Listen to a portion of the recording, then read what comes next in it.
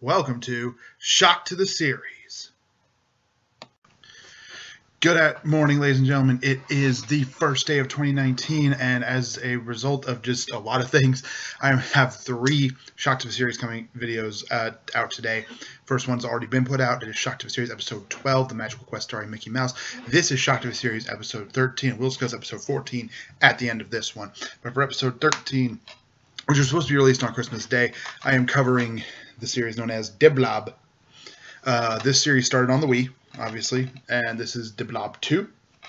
And the IP was bought a few years ago by, I think, Nordic THQ officially, or some other company after, because I realized THQ did this one, but it was bought a few years after that one was released, and it's been re-released a couple times since then on PC, PS4, Xbox One, and on Switch. Just Blob, and I think the Blob and Blob 2 have been re-released. So I'm really hoping if they sell well, there's a Blob 3, because this was a really fun series and really different. If you played Paper Mario Color Splash on the Wii U, which was a pretty popular game, popular enough where it's still like $55 at places like Second and Charles and even GameStop. It's still fairly expensive for a Wii U game. I guess a lot of people held on to it. But the idea here is that you control Blob, blue guy here, and your town, in this case Prisma City, and the Blob 2, has been taken over by Comrade Black. Let's see, I believe... Yeah, so this is really a fun little game. It's all about, of course, recoloring your city and fixing everything Comrade Black has messed up. And on the back here, the revolution will be colorized, so that's always really nice. And even the instruction manual, yeah, it wasn't that long ago when games still came with these things. But this thing is just a little, the idea is that at first, at least, you're a little gradient, and this is the Inked Corporation, and so you get to figure out how to be a gradient in perfect conformity. So basically, they don't like color, they don't like all this shiny and all these different colors and all this uniqueness. No, they want gray and conformity and all this stuff. So yeah, Inked Corporation. Welcome to the Inked Corporation. So in here. And you'll notice I didn't do a quote at the start of this episode. That's because there's really no talking in the Blob. They make a lot of noises and things. You can tell what basically is going on, but stuff like that. So there's not really a lot to quote here, unfortunately. And I'm thinking I've been scaling this back of that feature back anyway, just because sometimes it gets hard for some of these to find quotes. But so yeah. Welcome, citizen, to your new life under the Inked Corporation. Our leader, Comrade Black, has ensured that you need never worry again. In fact, now that you are part of the Grand Inky Plan, you need never think at all. This is a classified document. It details the activities of an illegal colorist organization. Reading this handbook is not recommended. If you've already done so, please report to your nearest Inky police station for immediate ink washing. Have a great day. So this is all... Like, the first 2 pages is all it's all fourth wall breaking. It's like, oh, you're a gradient now, and these are evil people, the people you're controlling, Blob and Pinky and whatnot. So Blob, dangerous color criminal. Do not be fooled by his easygoing appearance. Pinky, Blob's flying robot accomplice. Careful, she is armed and 53% dangerous. I've never heard that before. Color Underground, illegal colorist organization. So again, you're the Blob, and Pinky, you can have someone come in and be Pinky with you, so she can help out. But basically, your idea is to get colors. You can saturate Blob with various colors and paint the town, and certain sections need to be painted certain colors. So it's a little restrictive in that sense. But the idea being that the more buildings you paint in the same color, and the more groups you have similarly painted, the higher score you get, and it is a scoring thing. Of course, there are enemies, there are bosses and things. You do face Comrade Black at the end. Let's see here. I'm just looking over a few things. So yeah, there's bonus challenges and stuff, so you can play the main mission. Of course, Blob just jumps on things. If you hit 0 paint points, you do kind of pop. And water and ink are bad. Water's not bad so much as it is just... It's not bad. Actually, water clears out ink, so that's good too. There's little power-ups and things. There is, second player can join in as Pinky to assist Blob at any story level with her ability to shoot. Pinky uses paint points as her ammunition, and she can be upgraded to carry more paint. So I don't know. I would imagine you wouldn't share them. There's a couple times there was a notes section. Not a very big instruction manual, but it gets the job done. And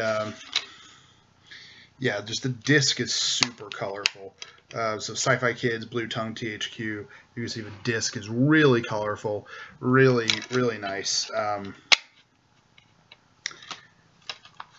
And yeah, I mean, it used motion controls, and I haven't yet played the any of the console versions, the Switch or the PS4, where it wouldn't use those, where it would just use buttons. So I'm curious to see how it translates. I do want to get it at some point for my Switch, just because I really did like this game. It was a lot of fun. It was really different. Blob and his friends are really expressive. And so is Comrade Black and the Gradients. They can be they're really expressive without saying words, and that's really neat to me. And I really think that these games, again, I think they're a little underappreciated. That's what most of these, I feel like, are. They're just a little underappreciated. And I'm glad they're getting re-released because, again, my hope is that it will all translate to eventually a Blob 3 in like late 2019, early 2020, somewhere around there. I wouldn't mind. Oh man, I just thought of a really ridiculous crossover with Blob and the Rabbids. Just Blob making his noises and the Rabbids all going blah as they're splattered with paint. That would be probably highly annoying to most people. I think it could be a lot of fun. And I think just in general, Blob really... It's a simple little game, but it's simple in the sense of it's not terribly hard, but you can have a lot of fun painting things. You can make trees all sorts of different colors. There's a great cutscene at the beginning of Blob 2. When I was trying to find quotes, I found this cutscene from the opening where this little grayed out birdie flies and Blob convinces it to come onto its hand, and Blob touches it. And it transforms, and it's now purple, and it's got this huge toucan-like beak, but the wings are about, yay big. So physics comes into effect, and it can't fly. And what ultimately happens is you just see, and it falls out of the sky. But in a good way, like not in a, oh, that's terrible. It's, oh, that's really funny kind of way. And that's the type of humor these games have. It's really good if you get a kick out of stuff like that. I love Blob. I love Blob 2. I'm really hopeful for Blob 3. What do you guys think, though? Post your opinion in the top right. Should Blob go around and make one more picture, one more colorization, or should we just let everything lie in black and white? On to episode 14, and that means we are officially starting the 2019 category where I decided to do a month of one-shots. It is January 1st is the first month, and it's the first day. And so episode 14 coming later today will be the first of the month of one-shots.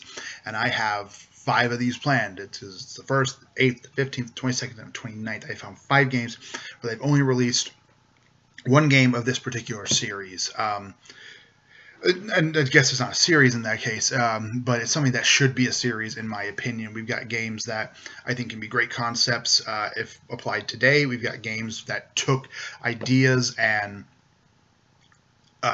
turned them on their heads, and I think we really need to see more of that. And we've got really interesting games. And the first one we're going to cover, I mentioned it in the Magical Quest starring Mickey Mouse episode, the last episode, so go back and watch it if you haven't seen that. But Mickey Mouse has this ability where he grabs a block and spins it. And in this game, you grab stuff as well. You grab all sorts of things. You grab enemies, you grab balls, you grab stars, you grab pretty much anything you can get your hands on. And the general idea, besides throwing it, is to shake it and see what happens with it. And I said that twice on purpose. That's it for this one, guys. That is lights out on episode 13 of Shock to the Series, Blob.